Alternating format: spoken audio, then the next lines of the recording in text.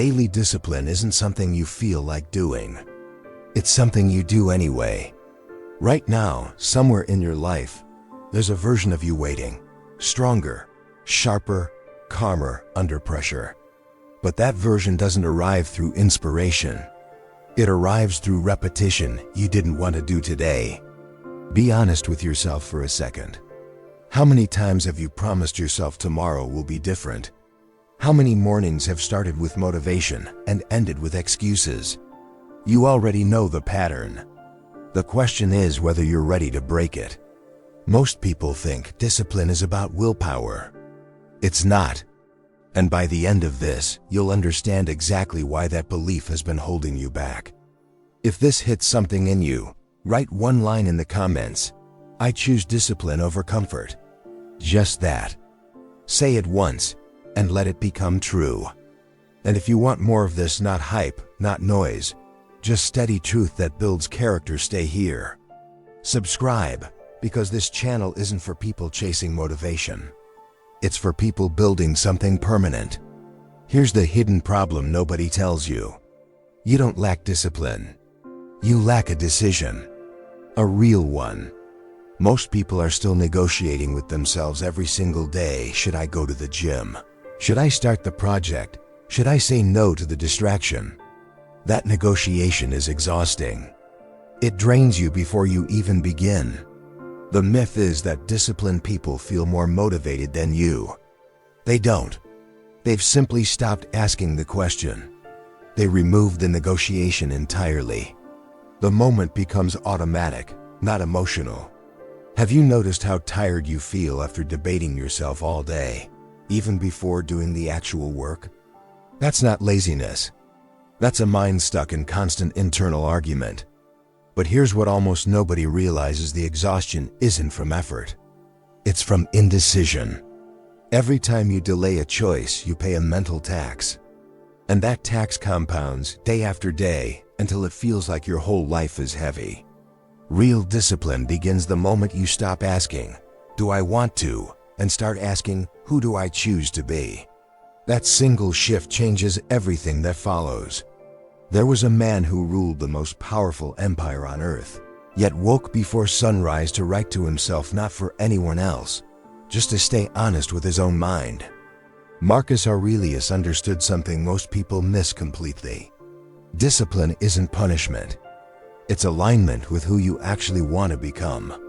Seneca once lived surrounded by luxury, yet trained himself in restraint, choosing hunger and simplicity on purpose, not because he had to, but so comfort would never control him.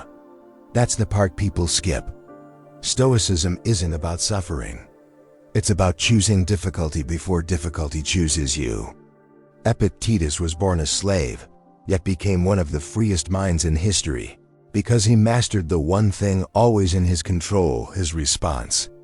Not his circumstances, his response. Can you relate to blaming your environment, your schedule, your energy, instead of your response? Most people can. That's exactly where Stoicism begins its work. These men didn't wait to feel ready. They acted first and let feeling catch up later. That's the quiet secret behind every disciplined life you've ever admired. Your identity isn't built in dramatic moments. It's built in small, boring repetitions nobody claps for. Every time you go to the gym when you don't feel like it, you're not just building muscle. You're telling your brain, "I am someone who follows through." Every time you sit down to study when scrolling feels easier, you're rewriting your own self-image, one decision at a time. Who are you becoming through your daily habits? Not who do you want to become, who are you actually becoming right now, based on what you repeat. In business, in relationships, in work, the pattern is identical. The person who shows up on hard days becomes trustworthy to others and to themselves. The person who only shows up when it's easy becomes someone even they can't rely on. This is where average people stop. They wait to feel like a disciplined person before acting like one. But it works in reverse. You act first. The identity follows the action, not the other way around. Think about someone you respect deeply for their consistency. They weren't born that way. They simply stacked ordinary days on top of each other until it became who they are. Tell me honestly, is there one area of life where your actions don't match the person you want to be? Sit with that question for a moment. Here's something that might surprise you. Discipline has almost nothing to do with intensity. Most people burn out chasing extreme routines, extreme diets, extreme schedules, and quit within weeks. Very few understand this principle. Consistency at 40% effort beats intensity at 90% effort that collapses in 10 days. Slow and steady isn't a cliche. It's mathematics. But that's only part of the story. The real shift happens when discipline stops feeling like restriction and starts feeling like freedom. Freedom from regret. Freedom from the version of you that gives up. Have you ever noticed that after doing the hard thing, you never regret it, but after avoiding it, you almost always do? That single observation, repeated enough times, becomes the foundation of a disciplined life. So how do you actually build this practically starting tomorrow? Start with your morning. Not a 2-hour ritual, just one non-negotiable action before you touch your phone.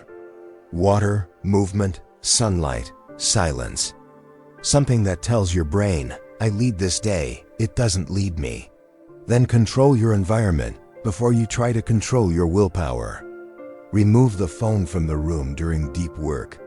Place your gym clothes where you'll see them. Discipline is easier when temptation isn't sitting in front of you. Build habits in stacks, not isolation. Attach a new habit to an existing one. After I brush my teeth, I read 1 page.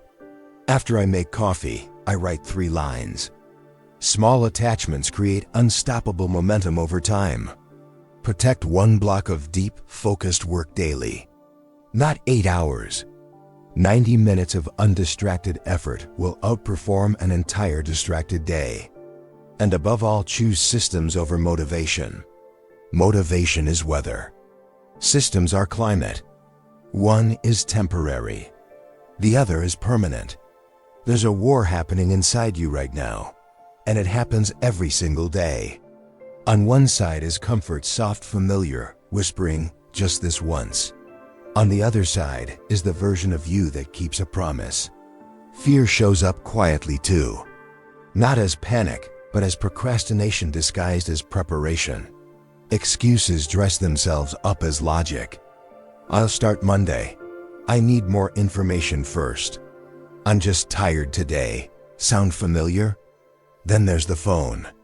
The scroll. The dopamine hit that costs you nothing in the moment and everything over time. Instant gratification doesn't announce itself as the enemy, it feels like relief. How many times has this happened to you? You had 1 hour of free time, and instead of building the life you want, you disappeared into a screen and later felt worse, not better. This isn't weakness. This is biology fighting against long-term thinking. But biology isn't destiny. The moment you understand this battle is normal, not personal. Not shameful, you stop being ashamed of the struggle and start training for it. I'd genuinely like to hear your perspective. What's the one distraction that steals most of your discipline?